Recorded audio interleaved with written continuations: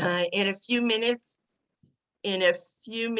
you will hear from Alan Siegel, who will introduce all of us to Stand With Us. I want to begin by thanking the sponsors for this morning's program. Kathy Winterfield is one of our sponsors in memory of her beloved husband, Peter. And Alan Siegel has also chosen to serve as a sponsor. So we are most grateful to both of them. We're also grateful to all of those who have participated in creating today's program. And as you well know, it takes a village to make anything happen. So to each and every one of you, a very special thank you.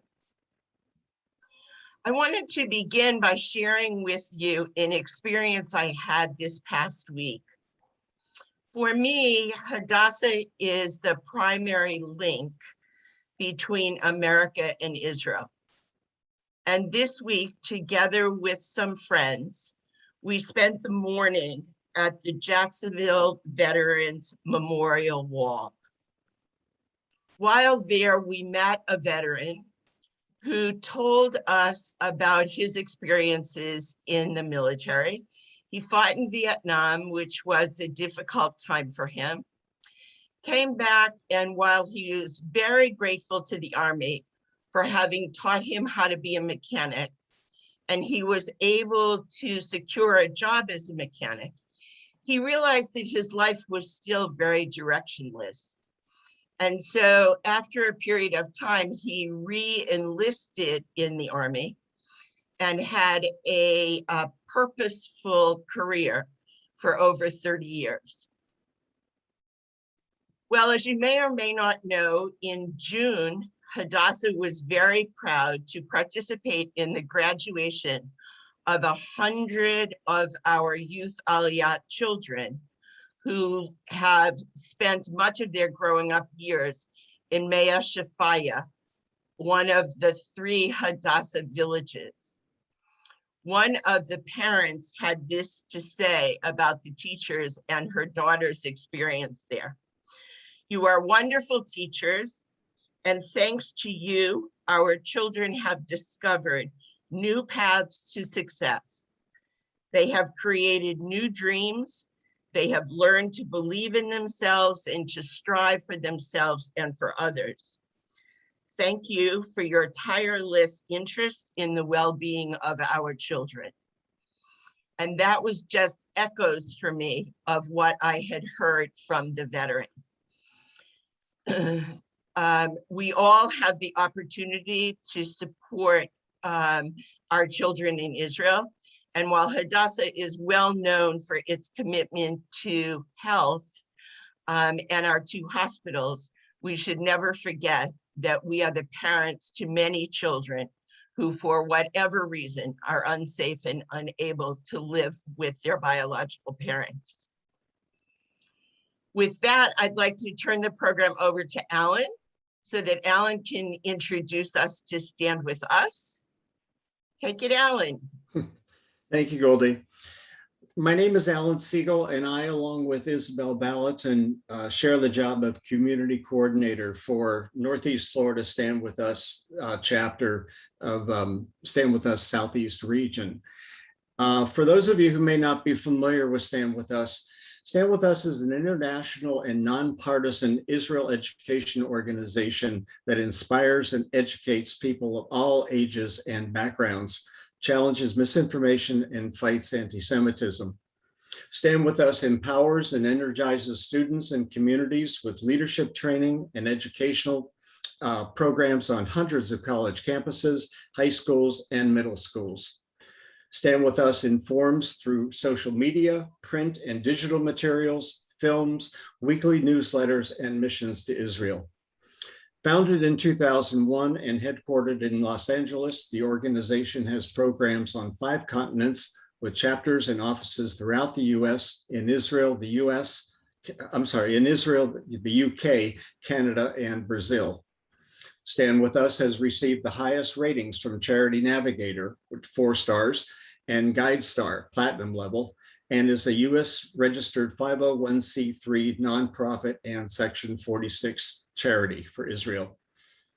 Stand With Us is not politically aligned in any country. It does not and has never advocated specific policies for Israel.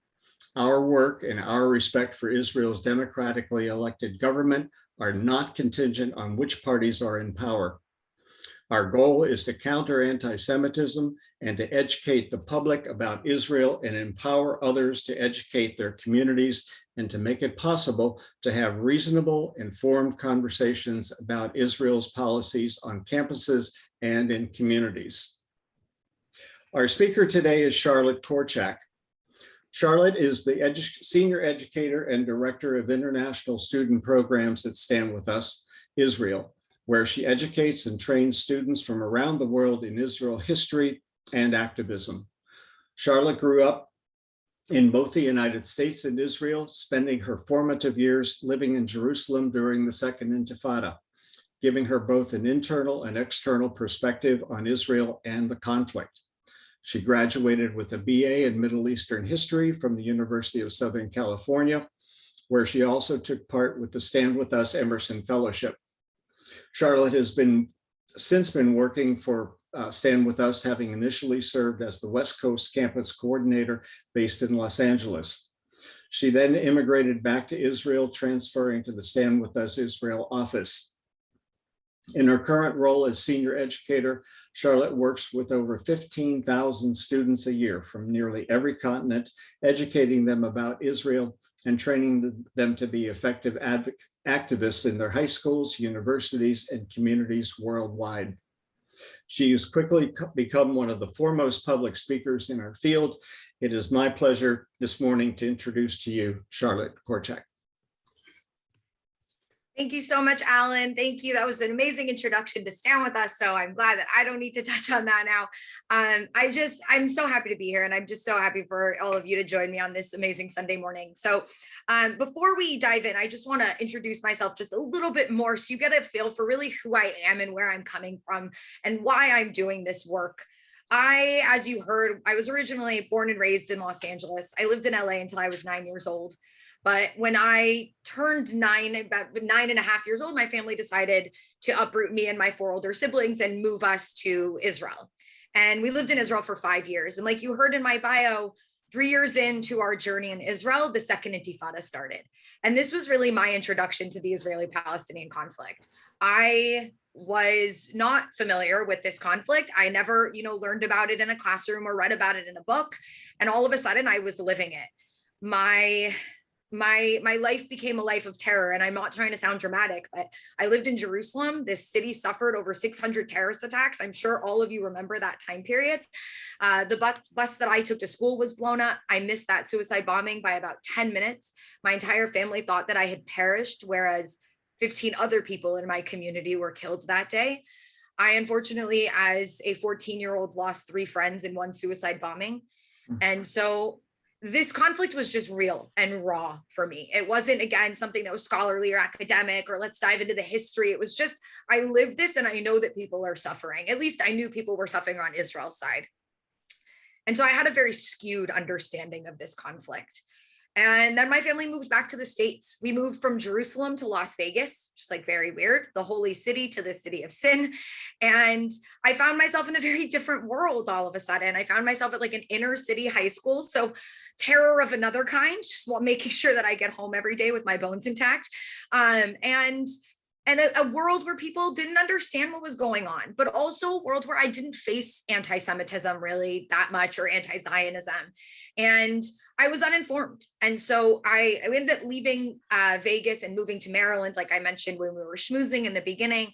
And again, I moved into a nice little Jewish bubble in Potomac, Maryland, where I, again, wasn't really exposed to anti-Semitism or anti-Zionism. My identity was never really challenged. And then I went back out to Los Angeles. I got into the University of Southern California. And so there I was at a very apathetic school, at a school that is mostly conservative in kind of a bastion of liberalism that is Southern California. And I, again, for the early part of my schooling, I didn't face this stuff. But 6 months into my freshman year, I found myself coming face to face with an apartheid wall. And I didn't know what that was. Again, I had never been exposed to anti-Zionism. So here I'm looking at this wall, and on it is spray painted horrible things that, Zionism is racism. So in that moment, I became a racist and I didn't know why. And that, Israel was committing a genocide and, ethnic cleansing and every claim that we've heard in the book. And I found myself in a position that I think many young people today find themselves in, young Zionists, young Jews, which is being attacked and really not knowing how to respond. Just, you kind of know that it's not true, but you just don't know the facts well enough, or the definitions or the concepts that we need to know to be able to defend ourselves. But also, more importantly, I think, yes, maybe in that moment I needed to protect and defend Israel, but for much of my college career and much of my life since then, it's not about defending. It's not about trying to take somebody who's hateful and try to make them not hateful. It's really about education. So many people out there, how they feel about Israel is not rooted in hate, in hatred, or in malice. It's rooted in just ignorance or apathy. And so what we do as an organization, and what I love so much, is that I don't feel like an advocate. I'm an educator. It's about giving people real information and making it compelling and making them want to listen to this story. And if they don't want to listen, show them that they don't know and get them to a point where they say, you know what, I don't know. And just like I don't know about a lot of conflicts in this world, I'm just not going to have an opinion. I'm not going to comment on it, which is half the time all I'm asking for, because I don't have a lot of opinions on a lot of things going on in this world because I just don't know about them. And that's okay, right? Don't chime in, because you chiming in from a place of ignorance can actually cause real harm in real time, in real life. Kids think, oh, I'm going to post something on Instagram, or I'm going to post something on TikTok, and like, what's the big deal? And then Jews are being beaten in the streets. So that's the big deal, right? So where we come at it is from an educational place.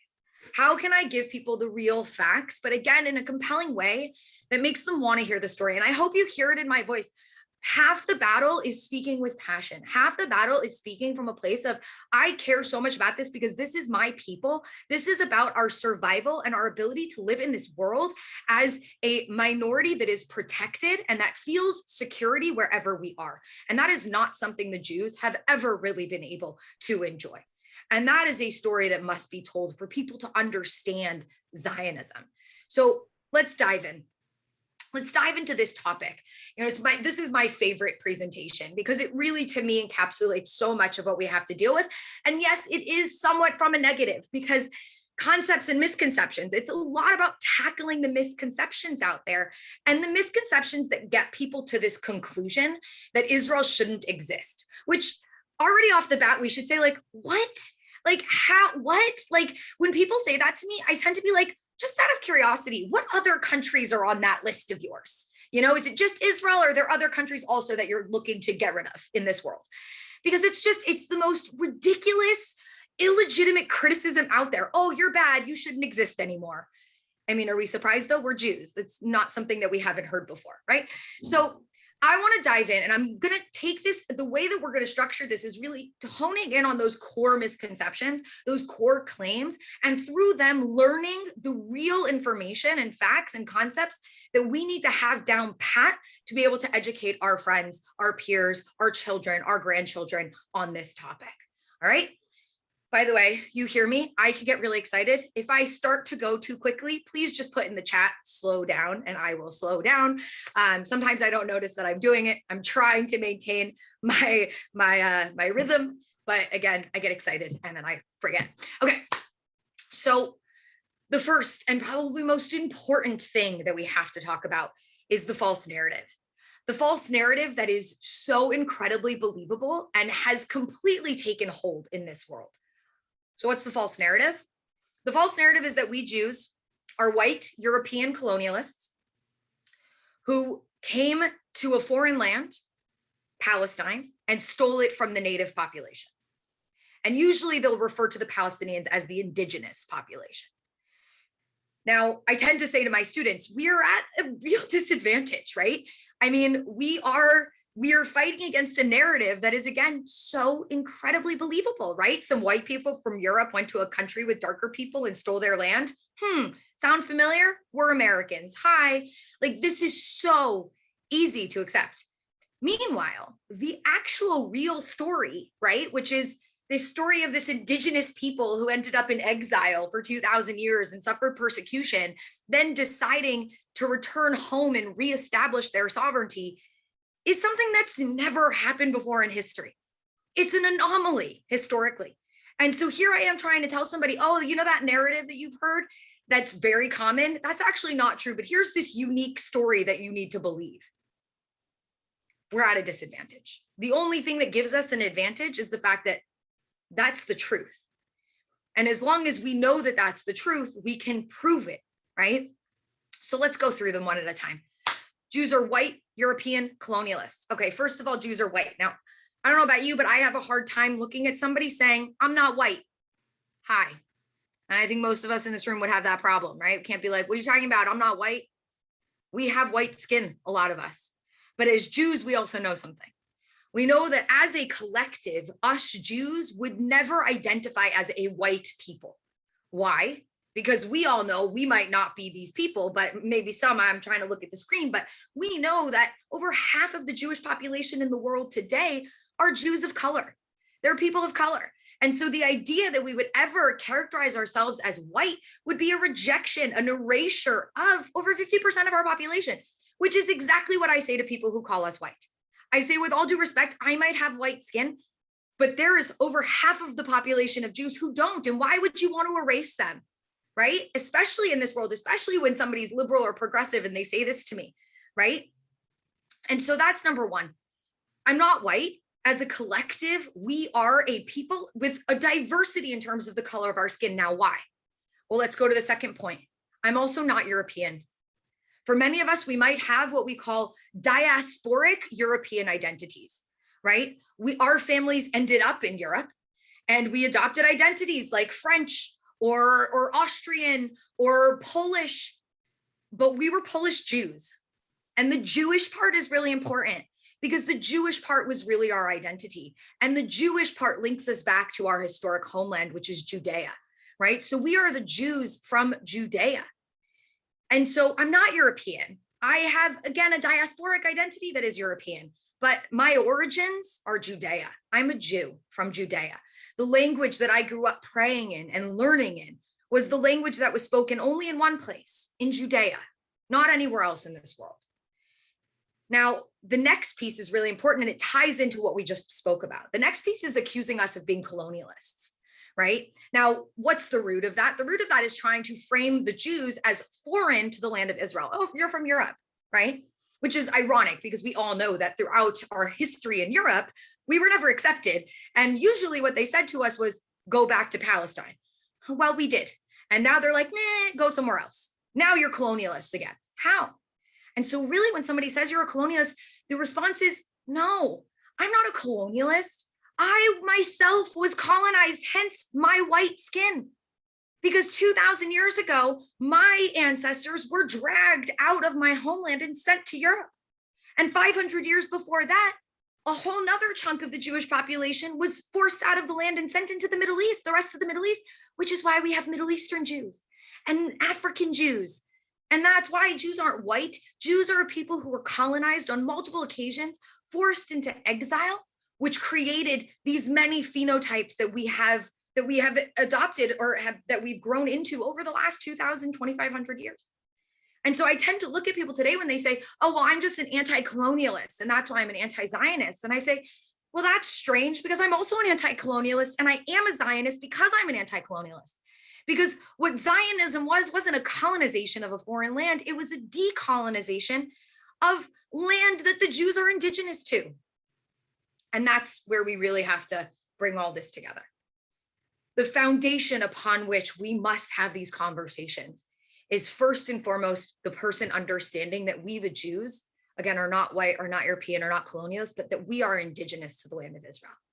That again, the language that we spoke and that today we speak in Israel is the language that started there when we became a people, that our culture, that our traditions, our yearly calendar that Jews still follow throughout the world all ties back to that land, that Jews have lived there continuously since we became a people 3,000 years ago in that land, and that we're intrinsically connected to it.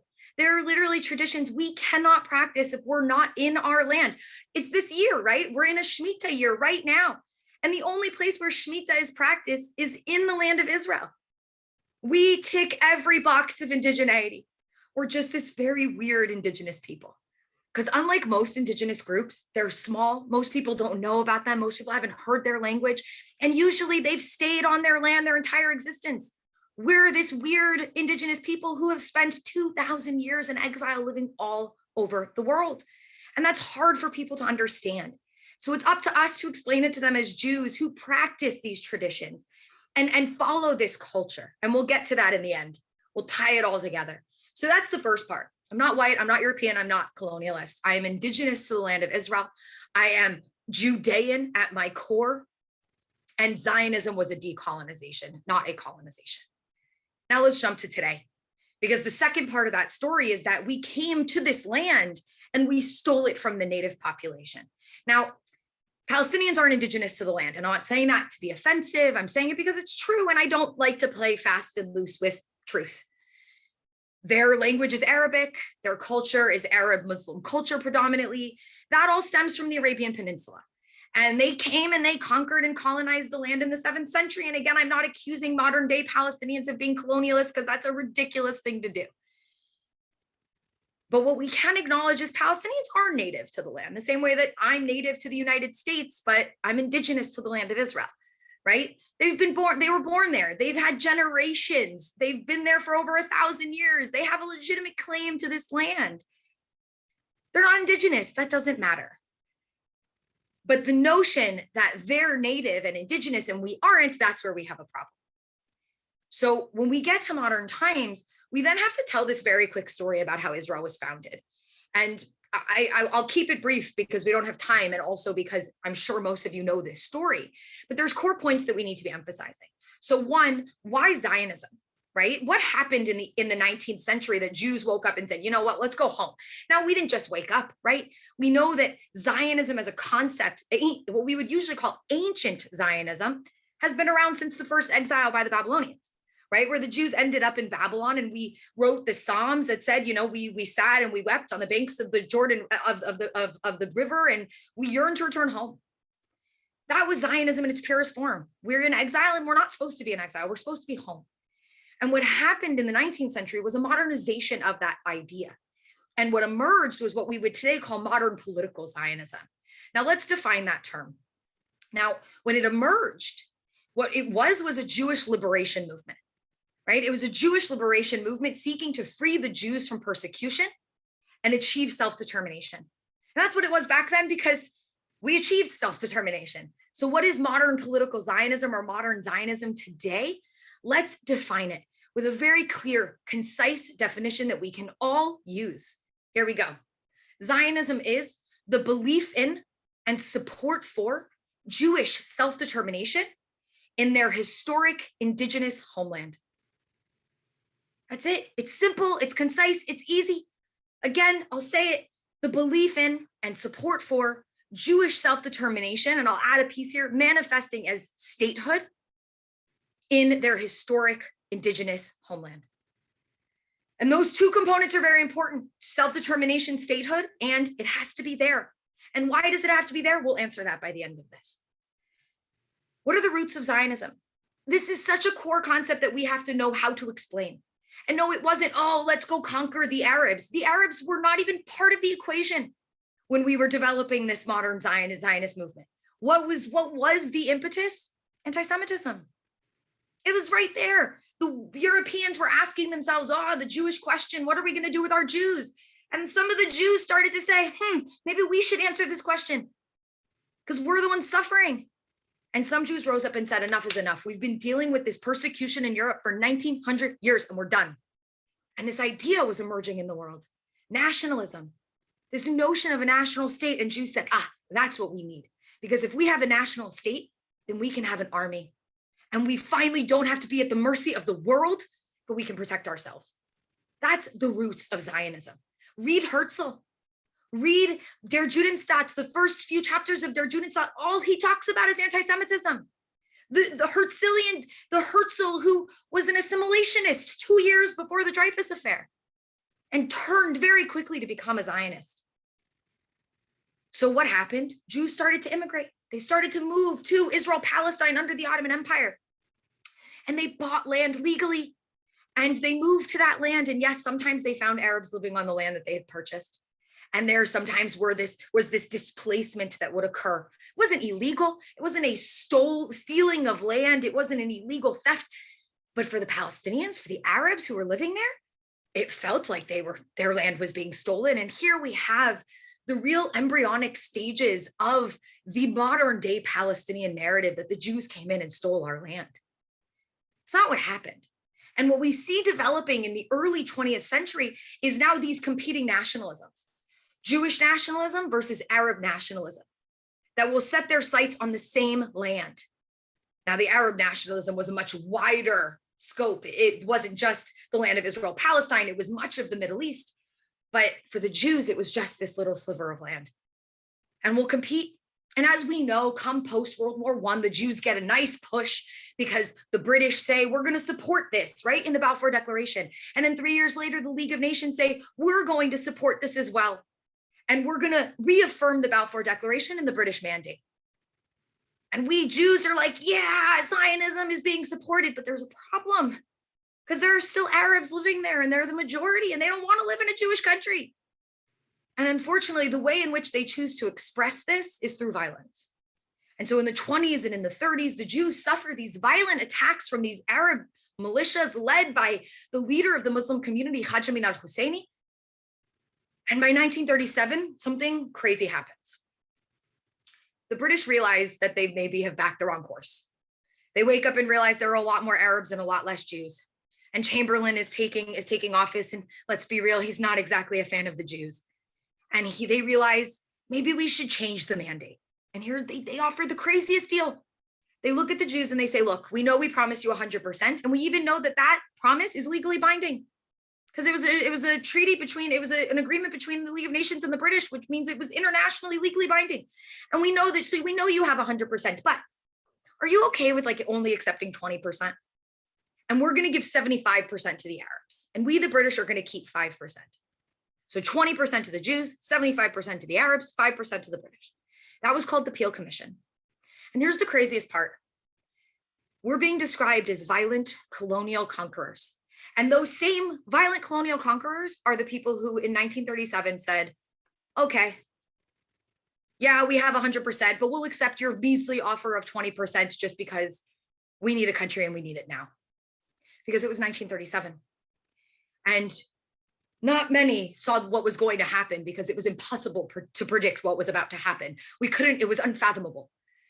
But Ben-Gurion said, we've already seen them strip Jews of their citizenship in Germany. They've boycotted their shops. They've destroyed their shops. Who knows what's coming next? We need a country and we need it now. Again, anti-Semitism. But the Arabs in 1937 collectively came together and said, no. They outright rejected this. And they said, we are not going to accept a Jewish state in any borders. Arab rejectionism, an idea that will push this conflict along until they finally let go of it in 2002. The Palestinians have never let go of it.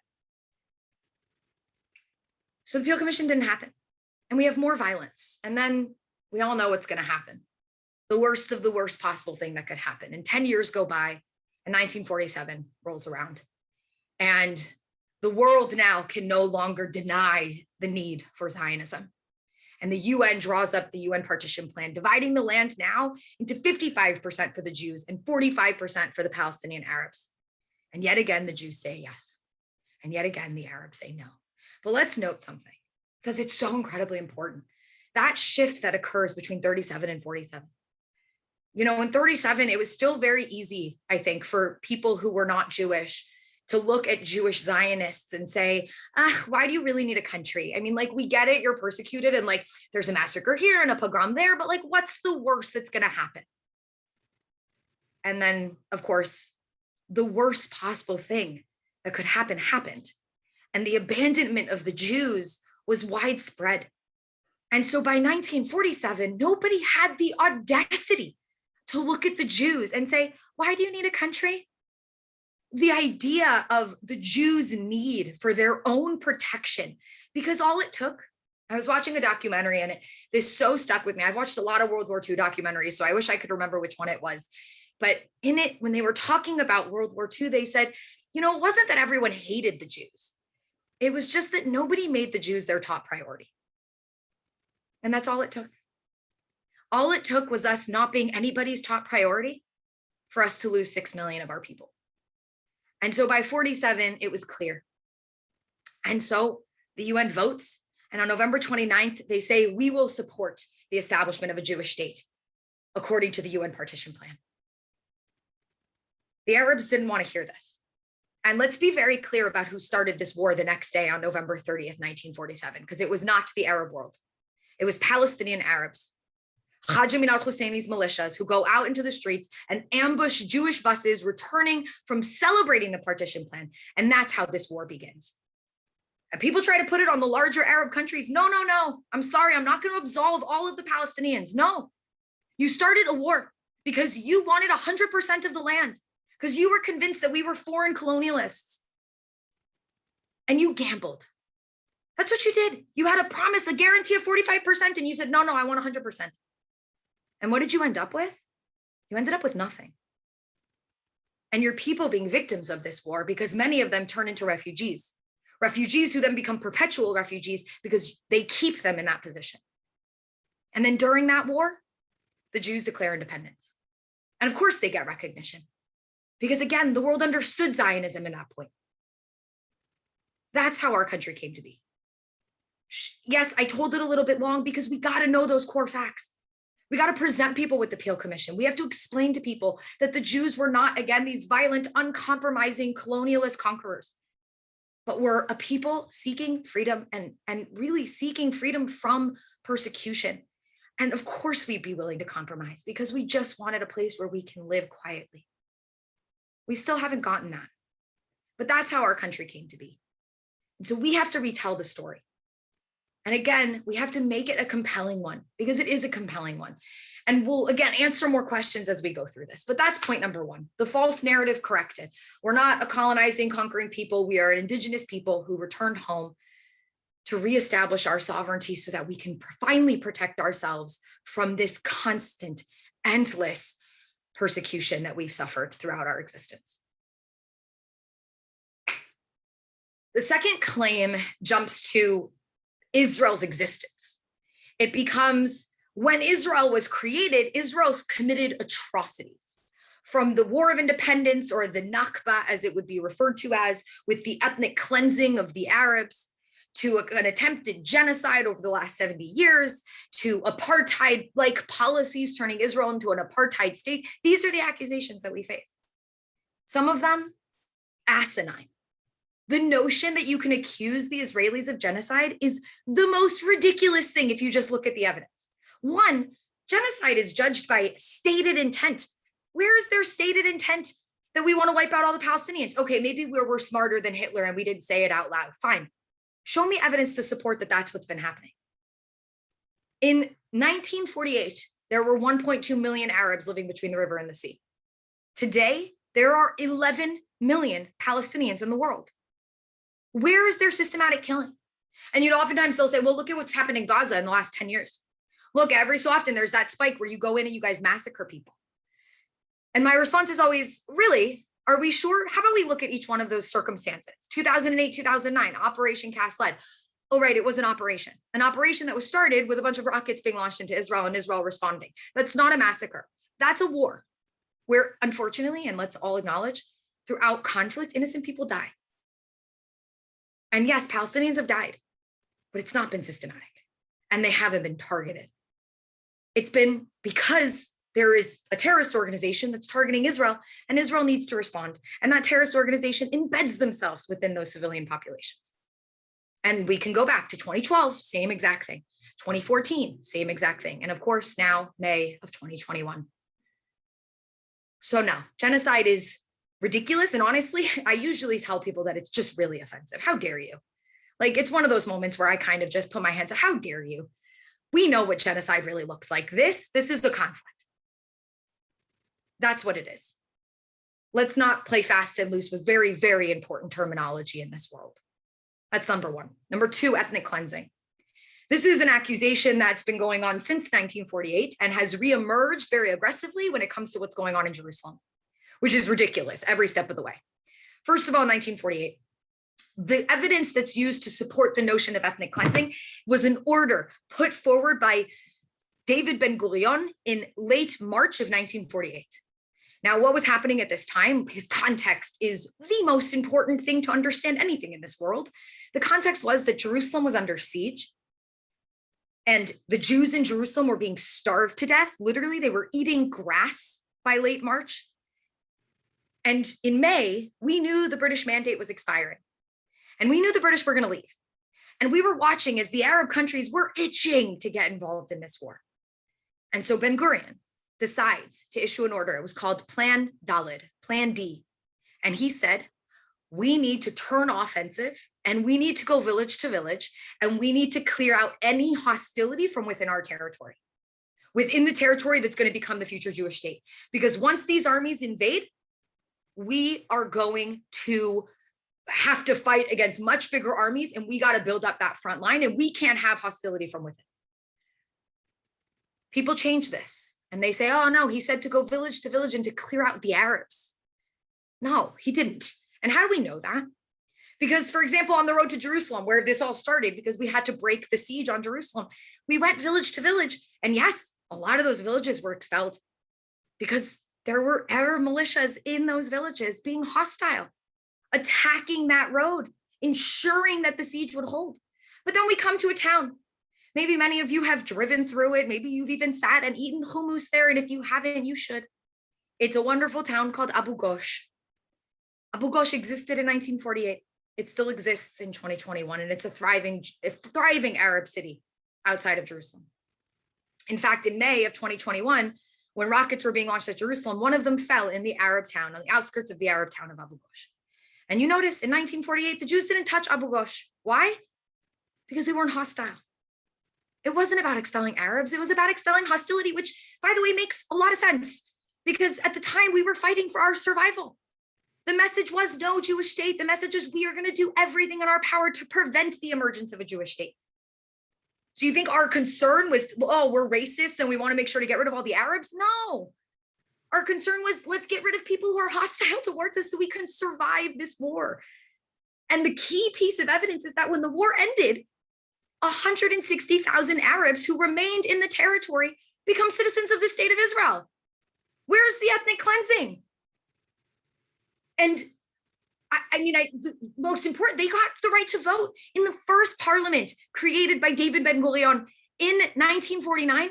There was an Arab party in his coalition. Where's the racism?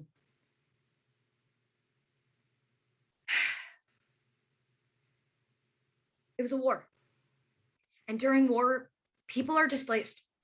Expulsions happen. And yes, sometimes atrocities happen. And in our war, atrocities happen as well. And no, I never try to hide that or push it aside. But again, that doesn't mean that we had this idea that we had to get rid of all the Arabs. It was never part of the Zionist ideology. Read Herzl, read Ben-Gurion, even read Jabotinsky. They always talked about the Arabs living amongst us freely and with equal rights. Something that we're still striving for, I would say, until today. It's there in the law, but we still have a lot of work to do on the ground. But ethnic cleansing is crazy. And when we jump to Jerusalem today in modern times, yes, let's acknowledge there are some people who are extreme on a political side of the spectrum that would love to see all of the Arabs leave Jerusalem and it be a Jew-only city, but they are a minority. And they are not controlling policy. And how do we know that? Because since 1967, when Israel took control over the eastern part of Jerusalem, the Arab population has only grown. It started out as about 28% in 1967. Today, it's at 38%. Where is the ethnic cleansing? And now, granted, Jerusalem is a whole it is a complicated, challenging topic. But to chalk it up to ethnic cleansing is ridiculous. And it's really just a demonization of Israel. So we need to be able to push aside the demonization aspect of ethnic cleansing and genocide and get to a point where I can say, let's really talk about the issues in Jerusalem. Let's talk about these politics. Let's talk about what's really going on the ground. But let's not build it up to something that it's not, where then we can't really address it and all we're seeing is a demonization of one side. It's not helpful. Yeah, see, Sophia knows they have the best restaurants in Abu Ghosh. I'm telling you, if you've never been, go and eat hummus there. All right. The next one is apartheid. Now, apartheid, I mean, most of us, I mean, we can roll our eyes. Apartheid is ridiculous. Israel's a democracy. It was born a democracy. From the day that it was founded, it said that we had equal rights for all of our citizens, no matter their race, their religion, or their gender. Now, again, people would say, yeah, but there's racism in Israel. Of course, there's racism in Israel. We've been in a conflict for 100 years. Can you as an American explain to me why there's racism in America? I don't remember Black people blowing themselves up on buses. It's a different conflict. And I love when Americans say, oh, it's an apartheid. Are you kidding me? If any country between Israel and the United States could even be compared, America would have a lot more comparisons. And again, I'm not even trying to say that. Because apartheid was an extreme form of government that was brutally oppressive. Yes, Israel, we have our challenges, but we're a democracy with those challenges, which means that when an Arab suffers discrimination in Israel, unlike in South Africa, he has a legal avenue within which to fight against that discrimination because it is illegal. It wasn't in South Africa. In an apartheid system, racism is legalized, it's institutionalized. But what about the West Bank? Because that's what people are going to say to you. What about this area where, you know, Jews have some rights and Arabs have other rights? First of all, you're already wrong because it's not Jews and Arabs. There's no laws laid out for Jews and Arabs. There's laws laid out for Israelis and for Palestinians, which makes sense because there's two different national identities here. There's two different citizenships here. And this isn't one country, the West Bank. In fact, the West Bank isn't a country. It's not part of any country. It is a disputed territory, disputed between the Israelis and the Palestinians. And there isn't one administration who's distributing rights unequally. There's two administrations, an Israeli administration and a Palestinian administration. And why? Why were they separated? Oh, that sounds like apartheid. Why were Palestinians put into one area and Israelis in another area? And the craziest answer, right? It's not security. It's because that's what the Palestinians demanded. God, cue the 1990s and the Oslo Accords, where the Palestinians said, we want self-government. And we said, okay. And Israel handed over territory to them. And so now there's jurisdiction in the West Bank that's Palestinian. So the Palestinian Authority gives out rights. They have legal jurisdiction. So of course there are different rights because there's two different administrations. I look at people and say to chalk up what's going on in the West Bank to apartheid is crazy. Don't get me wrong. It's not good. I mean, this was supposed to last 5 years and it's lasted 25 years. That can't be good. But the more I'm busy talking about apartheid and how irrelevant it is, the more I'm not actually talking about the real issues on the ground and how we can solve them. This is not a conflict about racism. Zionism is not racism. Zionism is the belief in and support for Jewish self-determination in their historic indigenous homeland. This is a conflict about nationalism. It's two national groups fighting for self-determination on the same land. Racism is a symptom. It's not the disease. And it makes sense that it's a symptom because when you're in conflict with somebody for over 100 years, naturally, some people are going to develop racial biases. It's a sad reality. But again, calling it apartheid is demonizing, and excuse me, the most important thing is it's actually diminishing what happened to Black people in South Africa. That's the real problem. This word is irrelevant in this context. That's the point. Let's get to the last point because we're running out of time. The last point is the most important in my perspective because these first two reasons are interesting. Even if they were true, right? If like, let's say we did steal the land, or let's say, you know, we were in apartheid. I would still look at somebody and say, with all due respect, even though those things aren't true, even if they were, how can you say that we don't have a right to exist? Like, I love when Americans come to me and they're like, you don't have a right to exist. You came and ethnically cleansed, you know, the natives and stole their land. And I'm like, homie, you're an American. Do you want to like think through that a second? I'll give you a second. Before you, yeah, maybe. And here, I'm not even trying to say that two wrongs make a right. You actually did that. We didn't. Or apartheid, my favorite. It's like, oh, you're an apartheid. You shouldn't exist. And I'm like, hold on. Wasn't there a country under apartheid? What was it called? Oh, right. It's still called South Africa. It still exists. And when it was under an apartheid regime for those 4 decades, people didn't chant down with South Africa. Let's eliminate South Africa. They said end apartheid. Because when people do things that you disagree with, you tell them to stop doing those things. You don't tell them to stop existing. This is where the criticism goes off the rails.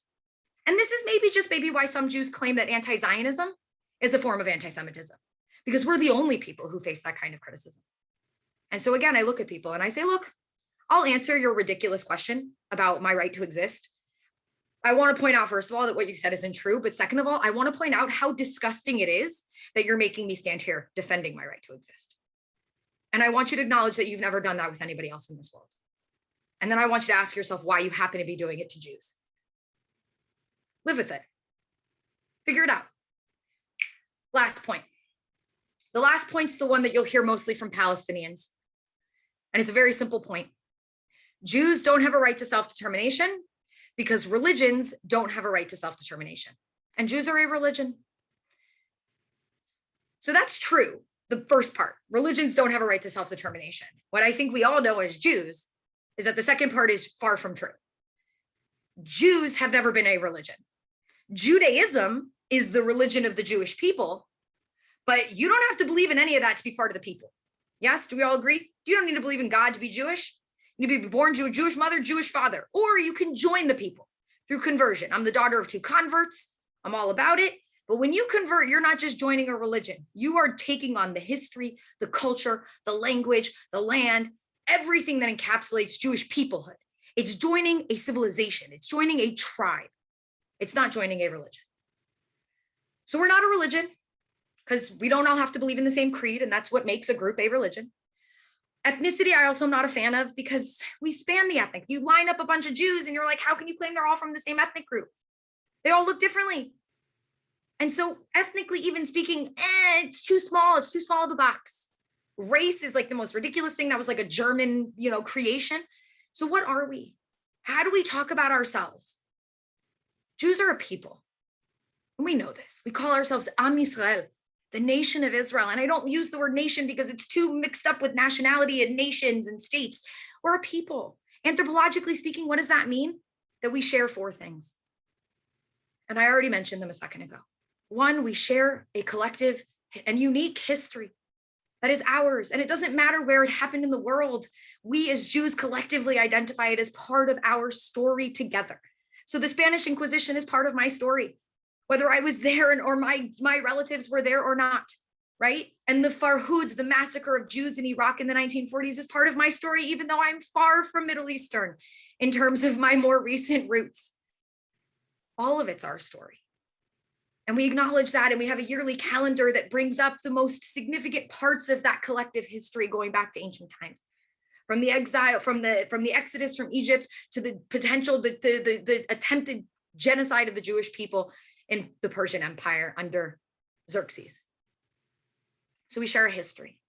The second thing we share is a culture, a yearly calendar, holidays, the Sabbath, the Passover Seder that every Jew everywhere in the world, if you practice it all, will sit down on the same night and follow the same order. And yeah, it might look different in your house than it is in my house. I go to Persians' houses and at some point they pick up scallions and they start whipping each other. It's crazy. And in my house, like my dad's going to chop off a hunk of horseradish at some point and make you eat it. And in somebody else's house, you might get a really nice piece of romaine lettuce. And so, yeah, there are things that are slightly different, but overall the traditions stay the same. Why? Why were they different? Because we lived in exile. So of course they were different. We ate horseradish in Europe because that's what all we were able to dig up from under the frozen ground. And in the Middle East, they had lettuce.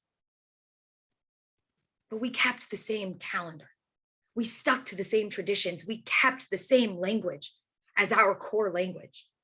And something crazy happened. We went home. And a lot of people would say to me, before that, like, look, all the traditions you just spoke about were religious traditions. Religions can claim the same thing. They're right. But then we went home. And all of a sudden, we found ourselves being able to develop Jewish culture again. Echad Ha'am's vision of this cultural center came to fruition. And now I can go to young Jews all over the world, from Australia to South Africa to Brazil, and say, how many of you guys have heard of Omer Adam? And every one of them raises their hand and has a smile on their face. How many of you guys voted for Netta Barzilai in the Eurovision? How many of you watch Fauda? How many of you sing the song Yerushalayim Shel Zahav? That's Jewish culture, well beyond just religious culture. And it was able to finally thrive again when we went home. So we share a culture. The third thing we share is a language. Again, that language that so many people can look at us and say, what are you talking about, Charlie? Here you are speaking English. And I look at them and say, of course I spoke English. I lived in exile. But I prayed in one language and I learned in one language. And you know, the craziest thing happened. So here was this language. We spoke it 2,000 years ago. And then, yeah, it mostly died as a spoken language because we ended up in exile. But then something crazy happened.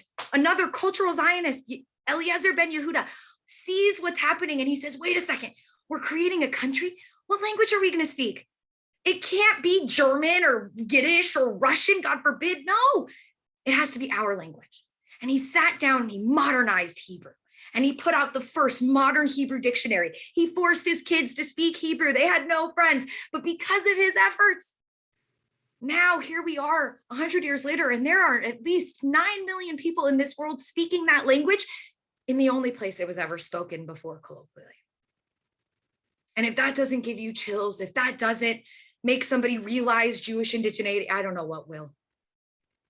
But that's what happens when an indigenous people returns home. The last thing that we share is that we share a home. We share one land that we recognize as our indigenous homeland, a land that we never let go of, a land that throughout all of our traditions over the last 2,000 years, we emphasized. When you stand up and you pray in the morning, in the afternoon, and in the evening, in every one of those prayers, we talk about returning to Jerusalem. We talk about rebuilding our city, our home. Every bit of our traditions were tied back to this idea that one day we will return home. That's the only place where we can dig our heels in and say, not that the land belongs to me. I don't like it. I don't like that. It doesn't leave room for anybody else, but that we belong to the land because we do. So let's wrap this up. Okay. Maybe the person says, I cave. You are a people. You have a right to self-determination. I have 2 follow-up questions. 1, why does it have to be a state instead of just like autonomy within a country? And why does it have to be there? Let's answer the second part first, because I get this one blows my mind. I'm very Jewish about how I answer this question. I'm going to answer it with another question. I tend to look at people and say, where else would you like us to go? I'll wait. There's always a cheeky Jew in the audience who says, what about Uganda? Yeah, I love this one, right? Because I'm sitting here thinking to myself, okay, so here we are in the 21st century and the Jews return to their indigenous homeland and we're still being accused of being colonialists. What would have happened had we gone to Uganda? Oh, right, we would have been colonialists. At some point, all the Black people around us would have been like, who are these white people? Because we're not from Uganda. There is no other place. We've spent 2,000 years wandering around the world. And so this is the one place that we call home. And no, it doesn't have to be at the expense of another people, because again, every step of the way from 37 to 47, from 2000 to 2008, we kept accepting partition plans that would have allowed both of us to achieve self-determination on this land. And the last question, why does it have to be a state? It is everything that is Zionism. It's looking at somebody and going back to that history. Because for us, Zionism is survival. And they look at me like I'm crazy. Survival. What do you think is going to happen to the Jews? Well, you think some guy's just going to like wake up one day and decide to wipe all you guys out? And of course, all of us Jews are going, that's exactly what we think is going to happen. And the reason we think that is because 80 years ago, that is what happened. And then here's the most common misconception that we need to tackle, is people thinking that there's a lot more Jews in the world than there actually are. Because when I say to somebody 6 million Jews died, if they think that there were hundreds of millions of us walking around, it's not about survival. It's tragic, it's horrific, but it's not survival. So I say to them, it wasn't just 6 million, it was 33% of the Jewish population in the world. A third of us, entire families, entire histories wiped out in the span of 6 years. Oh, but you know, Jews are really comfortable in America today. Okay, great. Well, not all Jews can live in America. And second of all, Jews were also very comfortable in Germany in the 1920s. And God forbid, am I saying that that's going to happen in America, but it could. And they don't think that it could, but you know why it can't? And this is my final remark. You know why it can't? Not because I have any faith in the world, unfortunately. I'm a Jew. I'm a scholar of anti-Semitism. The only reason that I know that it will never happen again is because there is a state of Israel. That's the point that we must make to people. I don't know about you all. I'm pretty sure, I'm going to make a guess, that every single one of us has lived in a world where we have felt a sense of security that Jews, your parents, probably did not feel. And we sometimes, it wasn't 33% of European Jews. It was over 50% of European Jews. It was a 33% of the Jewish people in the world. Let's be very clear. There were 18 million Jews in the world. 6 million were killed. That is 33% of the Jewish world population. Sorry, I just had to correct that. Going back to what I was saying. Israel is our sense of security. It's that only thing that when things go really bad, when, you know, Jews who are praying at a synagogue in Pittsburgh are murdered for being Jewish, it's that moment where we can all say to ourselves, well, you know, when push comes to shove, at least we know that if things get really bad, we either have somewhere to go or there is an army out there in the world that will have our back. We shouldn't be surprised, right, that anti-Semites target Israel first. Of course they do. If I want to go after the Jews, I'm going to first go after their first line of defense. And the first line of defense is a Jewish army. And again, the only way that people will understand that is if we come at it from a personal place and explain what it is like to live a Jewish life, to wear a Jewish star publicly, knowing that you are potentially putting yourself at risk in any moment for somebody to attack you. And yes, we as Jews in this generation and your generation have lived a privileged life as Jews for one reason. Not because they've made it better for us, but because there is a country out there to protect us. And I'm not ever going to compromise that away. I am never going to accept being relegated back to a powerless, defenseless minority in this world. And no one should be demanding that of us. Because we are not just the people who are persecuted today, we are a people who have been persecuted every step of the way for the last 3,000 years from the moment we became a people until today. And so if any minority out there in the world not just has the right, but has the need for a country with an army, it is the Jews. And so we are going to fight tooth and nail to make sure that it continues to exist. And I'm not going to apologize for it, because the only reason that it needs to exist is not because of us. It's because of the world.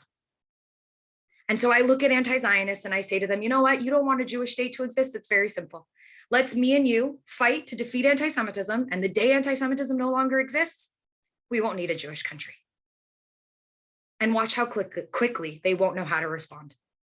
Because most people don't see anti-Semitism and Zionism having any correlation. And we have to draw that for them. And we have to explain to them that security that we feel, knowing that we have a place to go. That's home. Thanks everyone so much.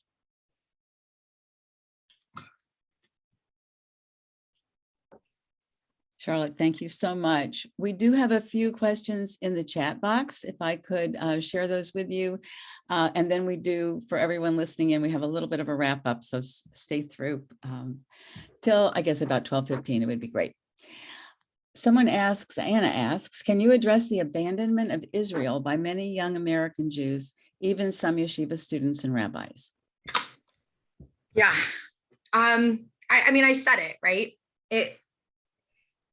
It's hard sometimes to realize the privilege that we've lived with. And I'm not talking about the privilege that we're accused of, right? Oh, the Jews are rich and wealthy. That's not what I mean. I'm talking about internally.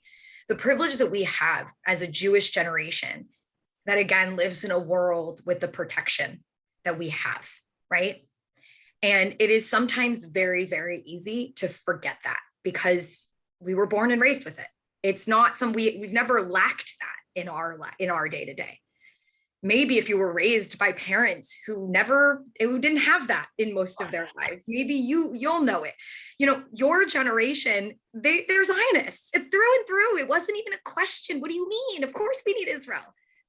This younger generation, they don't get it, because when you live a life borderline free of anti-Semitism, you don't understand the need for Israel. And then your default as a Jew naturally is going to be, but there's another people here who are suffering as a result of our state.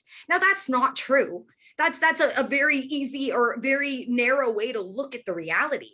But they sit there and they think to themselves, oh, well, the reason we've turned, and look at what we're doing. Now we're now morally corrupt because of the occupation. You know, there's a sad idea that I've come to over my years of dealing with a lot of young people. And that's that I believe there's two kinds of Jews in the world when it comes to this. Jews like me, who were raised, you know, having a Passover Seder every year, when we say, in every generation, they will rise up to destroy us, and understanding that that's true because I was taught that history, and really accepting the fact that no matter what I do, there are going to be anti-Semites, and they can tell me, you know, stop being religious and well, we won't hate you, or, you know, stop being a Zionist and we won't hate you. And I know that that's just talk. And so I know the fact that it's here and it's here to stay, which, let's acknowledge, is the shittiest thing to have to accept as a child. And as any adult, to say, oh yeah, people are going to hate us no matter what, that sucks. So in every generation, there are Jews who say there must be a reason that they hate us. And if we just correct that thing, we can solve anti-Semitism. And so in Germany, it was, oh, they hate our religion. Let's be Christians, or let's become scientists and, you know, professors, and then they won't hate us anymore. And those same people who had abandoned all of their Jewish tradition, they were walked off to the gas chamber just like everybody else. And maybe that was the moment that it dawned on them. And in this generation, it's young people who say, oh, it's the occupation. That it's what we're doing to the Palestinians. That's why the world hates us. And if we just stop that, if we just correct ourselves, people won't hate us anymore. And it's a beautiful notion, right? This idea that there's something we can do to actually solve anti-Semitism. There's not. And yes, we should continue to criticize. We should continue to be vocally critical of Israel in our own spaces amongst other Zionists who are doing it for the right reasons, because we want Israel to be the best country that we can be. We don't need to accept all of their policies, but going to the extreme of accepting, okay, maybe we should just have a one state and there doesn't need to be a Jewish state. It's abandoning your people. And they don't see it that way. They see it as tikkun olam. They see it as a way to help the Palestinians, and they don't realize the harm that it will cause to their own people. And again, I think the kicker here is that there is a way to help the Palestinians and get them to a point where maybe they could have a legitimate government, legitimate leadership, and in the future, self-government and self-determination. And it doesn't have to come at the expense of the Jews. And they don't see that right now. And so they don't think they're abandoning us. They think they're helping us. And so we have to figure out a way where they can still feel that feeling, because we should feel that feeling towards Palestinians. They shouldn't have to suffer. But at the same time, Jews also shouldn't have to suffer. So if you're for human rights, don't just be for human rights of who you perceive to be the victim or who you perceive to be the underdog. Be for human rights for everybody. And that includes Israelis, who also have the right to walk down the street and get on a bus and not be afraid that it's going to get blown up, like I did for much of my adolescent years. It's sad, but we can, again, it's not about pushing one aside and embracing the other. It's about how can both of these exist in the same place. And that's what I try to do with young people more than anything else, is that it's not mutually exclusive. This is not a zero-sum game. There is nuance here, and there's a way in which we can move forward and solve this conflict where both sides will have to compromise, but both sides can achieve that independence that they so desperately deserve and need. Yeah. That's great. Thank you. A couple of questions about Palestine and the Palestinians. What is the status of water supplies to the Palestinians? The claim is that Israel is providing less than they should. Yeah, this is a complete fabrication. So back in Oslo, there was an agreement made about water, and it very clearly stated that Israel would control the water resources, but would work with a body within the Palestinian Authority in water distribution to the Palestinians. Israel committed to giving a certain amount of water per capita to the Palestinians. We've actually always exceeded that number, sometimes by 4 times what we promised, based on greater usage of water in the 21st century, just by more higher economic countries. And so this is a complete fabrication. However, when people say, well, Israel's in control, it wasn't something that we just said, we're taking control. This was agreed upon by both the Israelis and the Palestinians, that there would be a water board that would work together in the distribution of water. Unfortunately, the Palestinian Authority started to boycott that about 10 years ago. It's become much harder to coordinate the distribution of water. However, water continues to flow into the Palestinian areas. It is distributed by the Palestinian Authority, and they are not lacking water. And the last thing I'll say is they tend to say, well, settlers get this amount of water and Palestinians get this amount of water.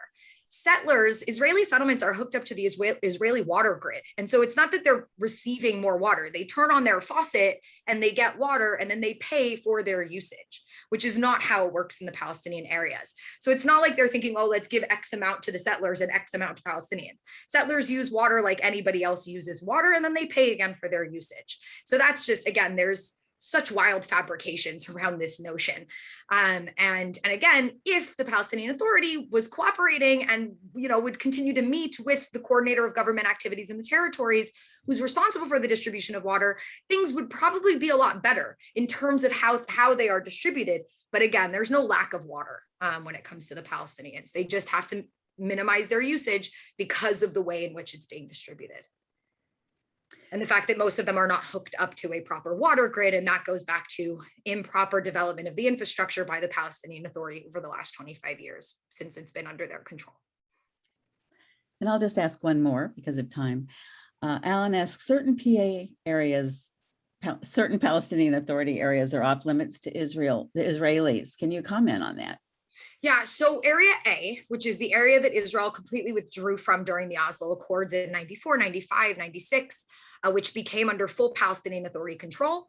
After unfortunate incidences of Israelis entering those territories and being lynched or kidnapped, Israel passed a law saying that it was illegal for Israelis to enter those territories, mainly again because they didn't want the responsibility of having to go in after Israelis if something happened to them.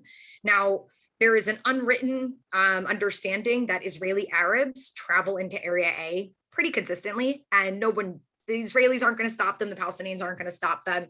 And there's also Israelis who go into Area A. I've gone into Area A, but usually if you want to do it properly, you would sign a document and give it to the Israeli military stating that you're basically signing your life away. That if anything happens, you don't have to come in after me. I am taking this risk.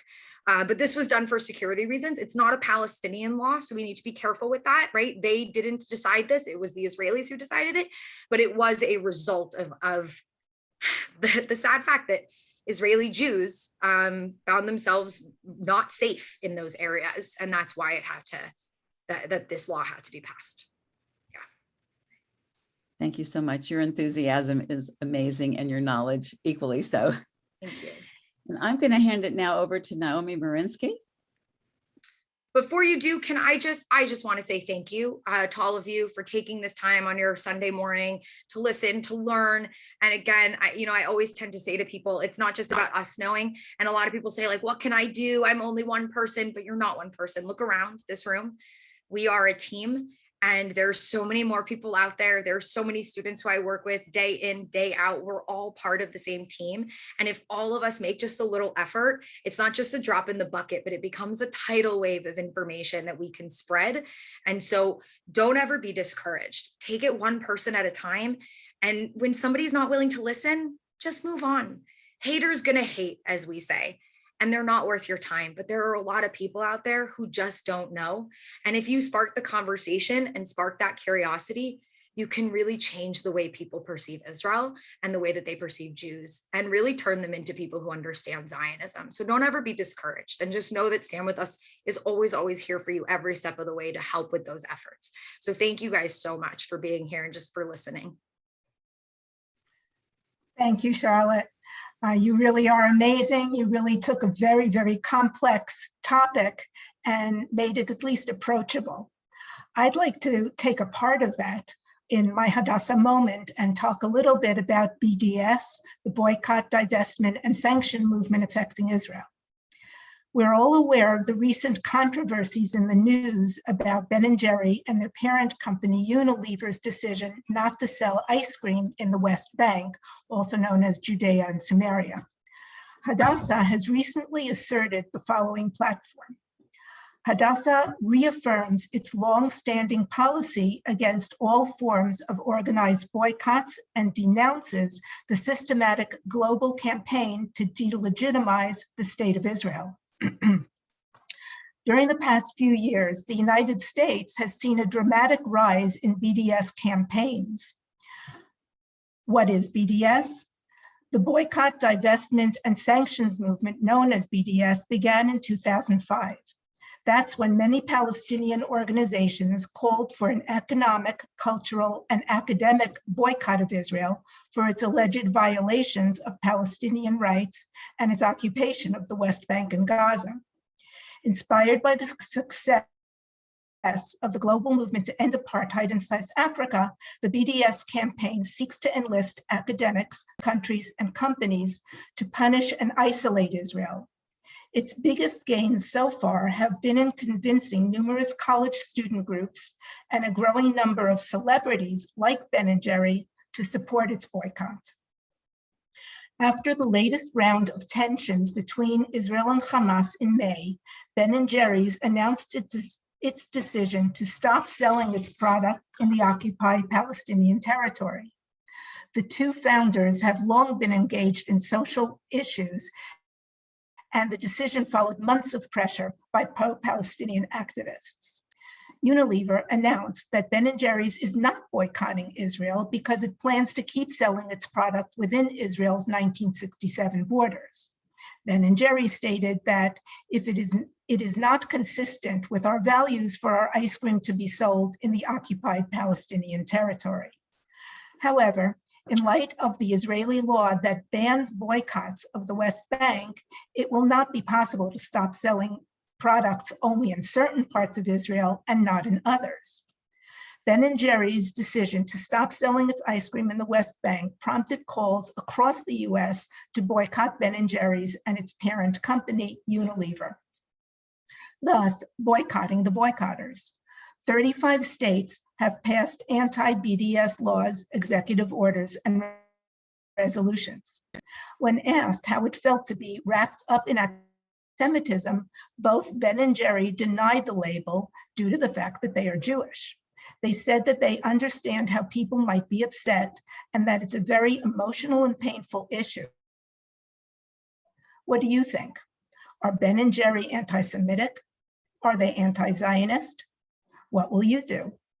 I'd like to toss to my colleague, Isabel Ballatin, who will expound on what we, Hadassah and Stand With Us members, can do to make a difference.